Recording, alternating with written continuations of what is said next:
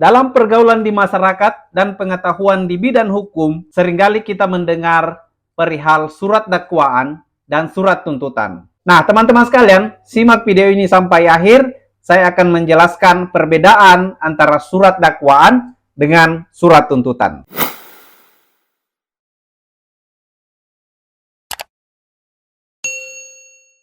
Assalamualaikum warahmatullahi wabarakatuh. Teman-teman sekalian, berjumpa lagi di channel Ruang Hukum. Dan pada kesempatan kali ini, semoga kita dalam keadaan sehat selalu dan dilancarkan segala sesuatu atau segala aktivitas teman-teman sekalian. Nah, teman-teman sekalian, pada perjumpaan kali ini, saya akan membahas mengenai perbedaan antara surat dakwaan maupun surat tuntutan. Nah, berbicara tentang surat dakwaan dan surat tuntutan, ini tentu diatur dalam hukum acara pidana, di mana kedua surat tersebut, baik surat dakwaan maupun surat tuntutan, ini dibuat oleh jaksa penuntut umum.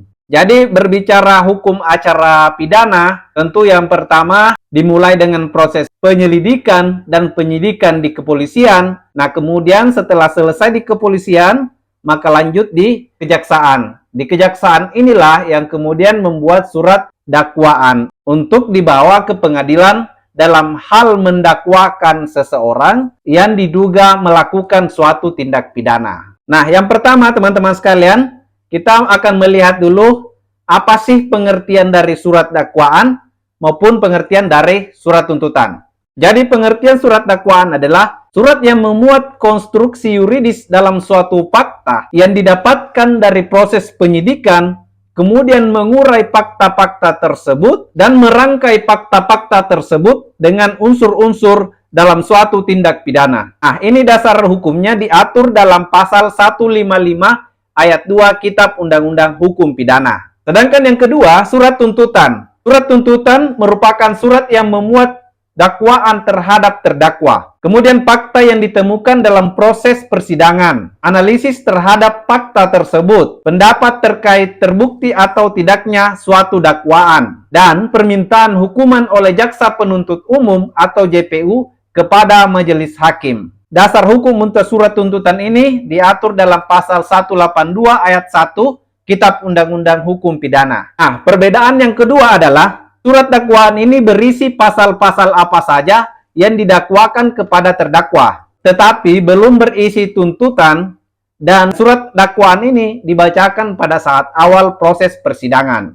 Kemudian kegunaan surat dakwaan ini oleh penuntut umum adalah sebagai alasan yuridis atau dasar proses pembuktian. Kemudian yang kedua, surat tuntutan ini berisi tuntutan pidana dan diajukan oleh penuntut umum setelah pemeriksaan dan pembuktian dilakukan dalam proses persidangan. Kegunaan surat tuntutan ini bagi penuntut umum adalah sebagai permintaan atau tuntutan hukuman yang diminta kepada majelis hakim terhadap terdakwa tersebut. Kemudian perbedaan yang ketiga, kegunaan surat dakwaan dan surat tuntutan untuk terdakwa, di mana kegunaan surat dakwaan bagi terdakwa tentu untuk mengetahui secara jelas pasal-pasal apa yang didakwakan dan dasar untuk melakukan pembelaan atas pasal-pasal yang didakwakan oleh jaksa penuntut umum. Kemudian, kegunaan surat tuntutan bagi terdakwa adalah untuk mengetahui